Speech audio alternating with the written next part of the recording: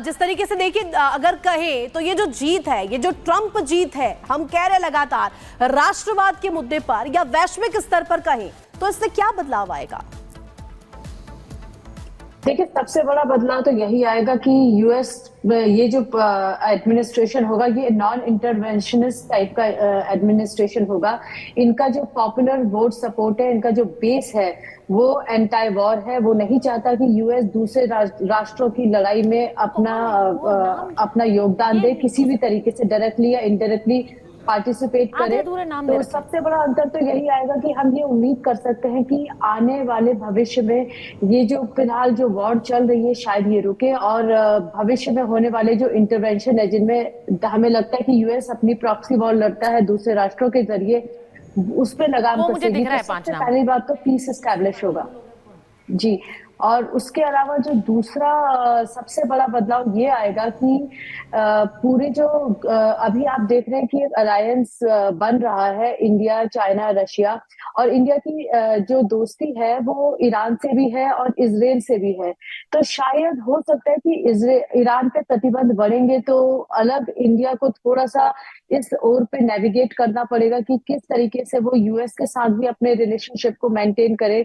जहां पर यूएस जब ईरान पे सैंक्शंस लगाना शुरू करेगा, चाहे वो तेल हो, चाहे वो दूसरे तरीके के व्यापारिक सैंक्शंस हो, तो इस तरीके से आप देखेंगे कि अभी ग्लोबल अलायंसेस जो फॉर्म हुए हैं उनमें थोड़ा बहुत आपको बदलाव देखने को मिलेगा कि कई अलायंसेस जो छिटक रहे थे वो नजदीक आएंगे। फॉर एग्जाम्पल, जैसे हम देख रहे थे कि रशिया और चाइना और इंडिया अभी हाल फिलहाल में काफी नजदीक आए, तो यूएस अभी कोशिश करेगा कि इंडिया बहुत ज्यादा इस पाले में ना जाकर यूएस के साथ रहे। तो कई ऐसी पॉलिसीज फ्रेम की जाएंगी जिससे जो म्यूचुअली बेनिफिशियल होंगी, क्योंकि इंडो पैसिफिक हमेशा से यूएस के लिए और इंडिया दोनों के लिए बहुत ही ज्यादा स्ट्रेटेजिक इम्पोर्टेंस का एरिया है। और यूएस कोशिश करेगा कि उसको कैसे ना कैसे इंडिया को वो बनाए कि वो बहुत ज्यादा किसी भी खेमे में शामिल ना हो, बल्कि न्यूट्रल रहे और हो सके तो यूएस के साथ आए।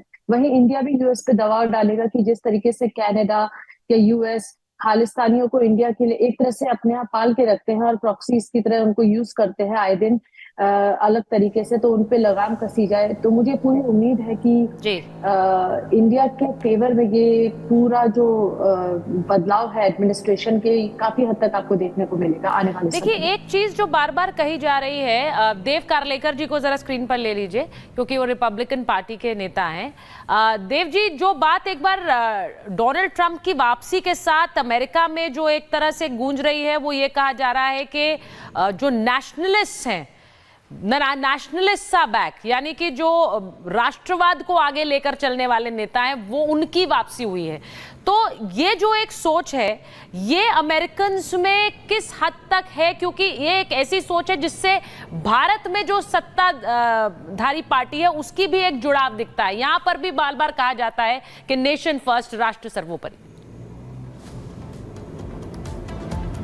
तो जो भारत की धारणा है कि नेशन फर्स्ट, राष्ट्र सर्वोपरि, अमेरिका की भी वही धारणा है कि as a country we are patriotic, right. हम इस देश के लिए हमारा सब कुछ दे सकते हैं।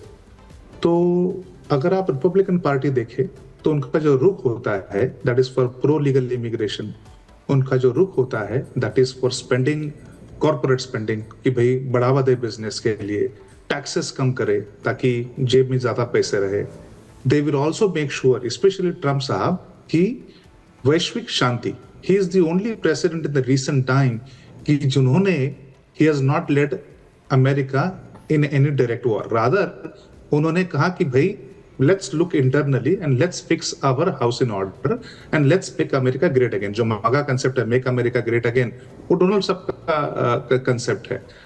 डोनाल्ड ट्रंप और Narendra Modi ji will play a very vital role. अगर आप यूक्रेन रशिया देखें, बिकॉज भारत के बहुत अच्छे संबंध है यूक्रेन के साथ, एज वेल एज रशिया के साथ, एज वेल एज भारत के बहुत अच्छे संबंध है डोनाल्ड ट्रंप इन पर्टिकुलर। तो ट्रंप साहब नरेंद्र मोदी जी को लेके डेफिनेटली यूक्रेन रशिया वॉर का हल देखेंगे, most probably which the terms will be amicable to Russia as well as to Ukraine. अगर आप इजराइल और पैलेस्टाइन की बात करें, भारत के दोनों के साथ बड़े अच्छे संबंध रहे हैं और ट्रम्प साहब फिर से भारत की मदद लेना चाहेंगे इन टर्म्स ऑफ वहां भी शांति लेके आए। रही बात, अगर आप देखें कि साउथ चाइना सी जो है, जहां पे चाइना की हमेशा हॉस्टिलिटी रही है, ताइवान के साथ में चाइना की हमेशा हॉस्टिलिटी रही है, फिलीपींस के साथ में, जापान के साथ में, Australia, New Zealand as well as Bharat के साथ में। तो the only country which has the courage to stand against the bulliness of China is Bharat ji. और अमेरिका ये अच्छी तरह से जान चुका है कि भारत का साथ लेके अगर एक डटरेंट चाइना के खिलाफ क्रिएट करना है, बिकॉज अमेरिका ने बहुत पैसा खर्च किया है to have a standing army in Japan, in Philippines, in Taiwan, in Australia. तो वो चाहेगा कि बिल्कुल आप सही कह रहे हैं, आप हमारे साथ बने रहिए। और क्योंकि जीत बम्पर हुई है, अब आपको सुनवाएंगे कि आखिरकार ट्रंप की इस बम्पर जीत पर भारत के पूर्व राजदूत रहे तरनजीत संधू आखिर क्या कुछ कह रहे हैं। आपको वो सुनवाते फिर चर्चा आगे करेंगे। बहुत ही रेयर केस में कोई प्रेसिडेंशियल कैंडिडेट कंटेस्ट करके हार के फिर दोबारा जीता है, तो उसकी सिग्निफिकेंस तो है ही।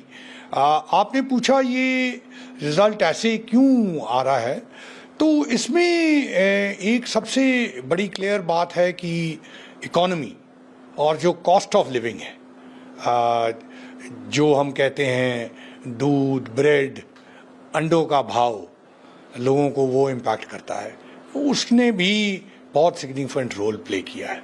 क्योंकि एक मानने की बात है वहाँ अमेरिका में कि जब ट्रम्प साहब प्रेसिडेंट थे तो उस टाइम उनकी इकोनॉमिक ज़िंदगी बेटर थी। तो ये एक होप है कि इनके आने से वो दोबारा से बेहतरीन हो जाएगी।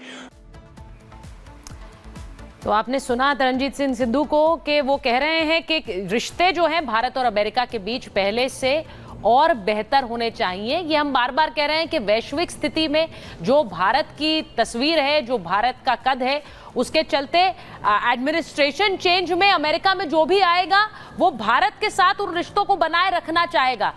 लेकिन ये जो तस्वीर इस वक्त डोनाल्ड ट्रंप के जीत की आ रही है, उस पर एक कमेंट जरा मैं समरपाल जी आपके पास फिर से वापस आ रही हूं, क्योंकि जिस तरह ट्रंप वोकल रहे हैं, खुलकर बोलते हैं, वो इस्लामोफोबिया पर, वो टेररिज्म पर और वो अपने देश में जो इलीगल इमिग्रेंट्स हैं उन पर, तो ये जो सारी एक तस्वीर है, ये बहुत हद तक अगर आप इसे रेसिप्रोकल ढंग से देखें भारत में, तो यहां पर भी वो चीजें रेवर्बरेट करती हैं, उनका एक प्रतिबिंब नजर आता है। शायद ये भी वजह है कि यहां पर जो एक बहुसंख्यक समाज है भारत में, वो ट्रंप के साथ खड़ा नजर आता है। देखिए सुचारिता, पहली चीज तो डोनाल्ड ट्रंप ने एक्नॉलेज किया कि विश्व में यहूदी और हिंदुओं पे अत्याचार बढ़ गया है, और उन्होंने ये ओपनली कॉल आउट किया है अपने आखिरी पड़ाव के कैंपेनिंग में। ठीक है, तो ये बहुत ही बड़े मायने रखता है, नंबर एक। नंबर दो, ट्रंप और मोदी जी के रिश्ते इतने अच्छे हैं और इतने नज़दीकी रिश्ते हैं कि आप हैरान मत होइएगा कि अमेरिका अपने डिफेंस के जो वेपन सिस्टम्स हैं, जो बाकी देशों के लिए उन्होंने बैन करके रखे हैं, वो क्या पता इंडिया को ऑफर कर दे, जैसे कि F-35 हो गया। ठीक है, इनके जो एयर डिफेंस के मिसाइल सिस्टम्स हैं वो हो गए। और नंबर 3, मैं आपको बताना चाहूंगा कि ट्रंप किसी भी हद तक जाएंगे चाइना को काउंटर करने के लिए, और मेन जरिया जिसके जरिए वो चाइना को काउंटर करेंगे वो इंडिया ही होगा। नंबर 5, जो भी शांति वार्ता होएगी यूक्रेन और रशिया के बीच, उसमें priority number 1 India is the top contender. तो इंडिया का वर्ल्ड स्टेज में, वर्ल्ड स्टैंडिंग में और भी पलड़ा भारी होगा, क्योंकि ट्रंप ओपन रिकॉग्निशन देते हैं प्राइम मिनिस्टर मोदी को, और जो इंडियन कम्युनिटी है उसकी बहुत रिस्पेक्ट है यूएसए में, because Indian community silicon valley में 80% कंट्रीब्यूशन इंडियंस का है। लॉ अबाइडिंग सिटीजन्स कौन है वहां पे, जो सबसे बड़ी कम्युनिटी है वो इंडियंस की है। तो इंडियंस की इज्जत बहुत ज्यादा है। और एक और पहलू मैं बताना चाहूंगा, 80 लाख इलीगल इमिग्रेंट यूएसए में आ चुके हैं मेक्सिको के जरिए। अब ये डेमोक्रेटिक पार्टी ने इस पे कोई ध्यान नहीं दिया, जिसके कारण आज की तारीख में पहली प्रायोरिटी होगी अमेरिका की इंटरनल सिक्योरिटी। जो आप हैरान मत होइएगा कि सीआईए और जो क्रिटिकल एजेंसीज हैं आर्म्ड फोर्सेस की और इनकी इंटेलिजेंस एजेंसी की, उसके अंदर फेरबदल होना अवश्य है, क्योंकि जो बाइडेन के रहते Absolutely. जितना नुकसान अमेरिका को हुआ है, जो बिल्कुल। इलीगल जो इमिग्रेशन बात आप कह रहे हैं, एक बार मैं गुलरेज खान जी के पास चली जाती हूँ, हमारे साथ जुड़े हुए हैं अमेरिका से मेजर तूर। गुलरेज साहब, ये जिस तरह का एक विक्ट्री अमेरिकन देख रहे हैं डोनाल्ड ट्रंप के लिए, उसमें आप अलग अलग रेसेस, अलग अलग जो सभ्यताएं हैं, उनके लोगों को साथ आते देख रहे हैं फॉर डोनाल्ड ट्रंप, क्योंकि ये एक ऐसा इशू है, एक ऐसा मुद्दा रहा है जिस पर कमला हैरिस और डोनाल्ड ट्रंप ने कई बार सवाल भी खड़े किए। जी, पहले तो thank you for having me on your show. मैं भी रिपब्लिकन पार्टी का यहाँ पे एक इलेक्टेड मेंबर हूँ टेक्सास में जी। और देखिए, डाइवर्सिटी तो शुरू